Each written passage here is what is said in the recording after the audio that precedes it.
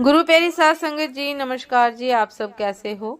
आशा करती हूँ बाबा जी के श्री चरणों में अरदास करती हूँ कि मालिक की कृपा से, निरंकार दातार की मेहरबानी से आप सब बहुत खुश होंगे, मौज बहार में होंगे और अवश्य ही भजन सिमरन में होंगे।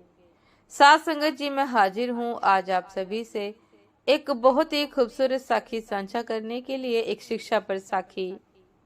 उम्मीद करती हूँ ये साखी आप सभी को बहुत पसंद आएगी और अवश्य ही कुछ ना कुछ सीखने को मिलेगा। तो साथ संगत जी, चलिए आइए समय ना गवाते हुए साखी को आप सभी से साझा करते हैं जी। साथ संगत जी, एक शहर में एक आदमी रहता था। वह बहुत ही लालची था। उसने सुन रखा था कि अगर संतों और साधुओं की सेवा करें तो बहुत ज्यादा धन प्राप्त होता है, और यही सोचकर उसने साधु संतों की सेवा करनी प्रारंभ कर दी। एक बार उसके घर बड़े ही चमत्कारी संत आए। उन्होंने उसकी सेवा से प्रसन्न होकर उन्हें 4 दिए दिए और कहा, इनमें से एक दिया जला लेना और पूर्व दिशा की ओर चले जाना। जहाँ यह दिया बुझ जाए वहाँ की जमीन को खोद लेना, वहाँ तुम्हें काफी धन मिल जाएगा।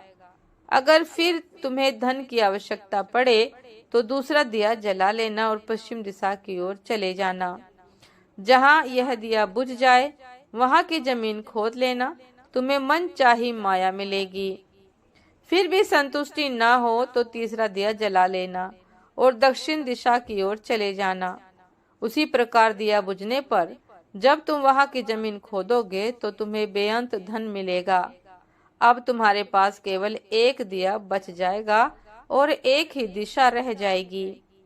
तुमने यह दिया ना ही जलाना है और ना ही इसे उत्तर दिशा की ओर ले जाना है। यह कहकर संत चले गए। लालची आदमी उसी वक्त पहला दिया जलाकर पूर्व दिशा की ओर चला गया। दूर जंगल में जाकर दिया बुझ गया।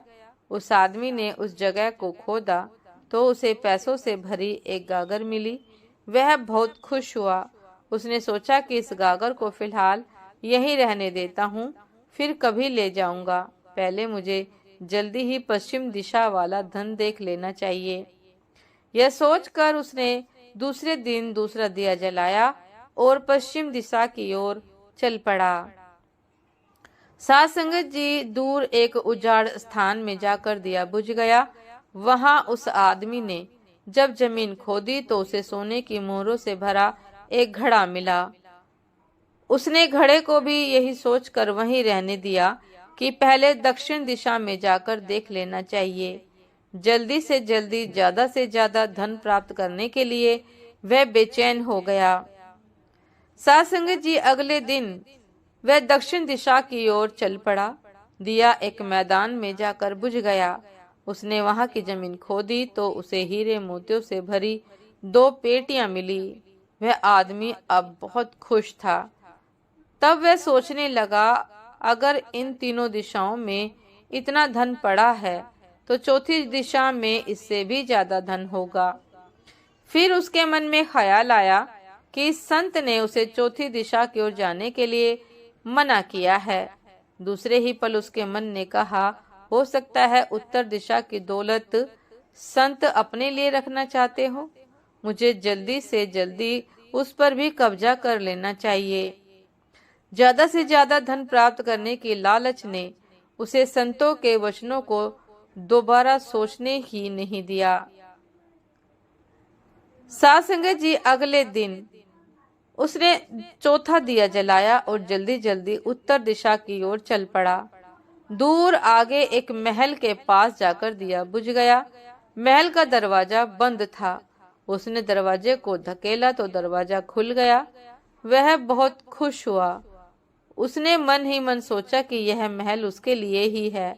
अब वह तीनों दिशाओं की दौलत को भी यहीं ले आकर रखेगा और ऐश करेगा। वह आदमी महल के एक एक कमरे में गया। कोई कमरा हीरे मोतियों से भरा हुआ था। किसी कमरे में सोने के कीमती से कीमती आभूषण भरे पड़े थे। इसी प्रकार अन्य कमरे भी बेअंत धन से भरे हुए थे। वह आदमी चकाचौंध होता जाता और अपने भाग्य को शाबाशी देता। वह जरा और आगे बढ़ा तो उसे एक कमरे में चक्की चलने की आवाज सुनाई दी। वह उस कमरे में दाखिल हुआ तो उसने देखा कि एक बूढ़ा आदमी चक्की चला रहा है। लालची आदमी ने बूढ़े से कहा कि तू यहाँ कैसे पहुंचा? बूढ़े ने कहा, ऐसा कर, ये जरा चक्की चला, मैं सांस लेकर तुझे बताता हूँ। लालची आदमी ने चक्की चलानी प्रारंभ कर दी। बूढ़ा चक्की से हट जाने पर ऊंची ऊंची हंसने लगा। लालची आदमी उसकी ओर हैरानी से देखने लगा। वह चक्की बंद ही करने लगा था कि बूढ़े ने कहा, खबरदार, और कहा कि ना, चक्की चलानी बंद ना कर। खबरदार करते हुए बूढ़े ने कहा कि चक्की चलानी बंद ना कर। फिर बूढ़े ने कहा, यह महल अब तेरा है, परंतु यह उतनी देर तक खड़ा रहेगा जितनी देर तक तू चक्की चलाता रहेगा। अगर चक्की चलनी बंद हो गई तो महल गिर जाएगा और फिर तू इसके नीचे दबकर मर जाएगा। कुछ समय रुक कर बूढ़ा फिर कहने लगा, मैंने भी तेरी ही तरह लालच करके संतों की बात नहीं मानी थी और मेरी सारी जवानी इस चक्की को चलाते हुए बीत गई। वह लालची आदमी बूढ़े की बात सुनकर रोने लग पड़ा। फिर कहने लगा, अब मेरा इस चक्की से छुटकारा कैसे होगा? साधुसंगत जी, बूढ़े ने कहा, जब तक मेरे और तेरे जैसा कोई और आदमी लालच में अंधा होकर यहाँ नहीं आएगा, तब तक तू इस चक्की से छुटकारा नहीं पा सकेगा।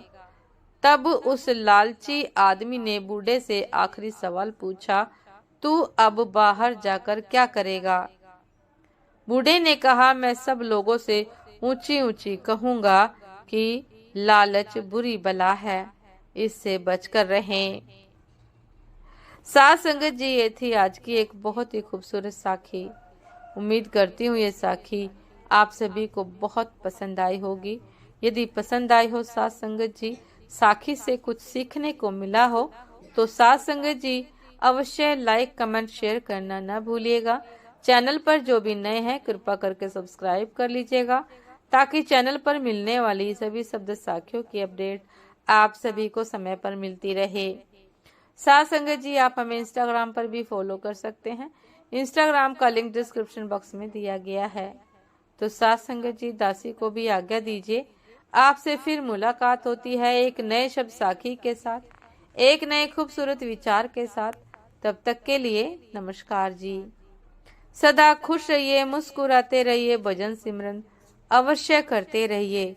संतों की वाणी पर भरोसा रखिए, विश्वास रखिए और साथ संगत जी संतों के आदेश की पालना कीजिए, क्योंकि संत मालिक की रूह होते हैं और वो हमें आगाह करते रहते हैं समय समय पर कि हमें जीवन को किस प्रकार से जीना है।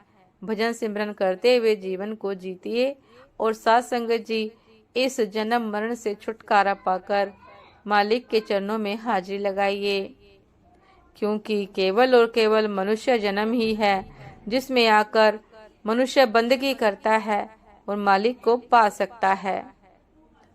साथ संगत जी, नमस्कार जी।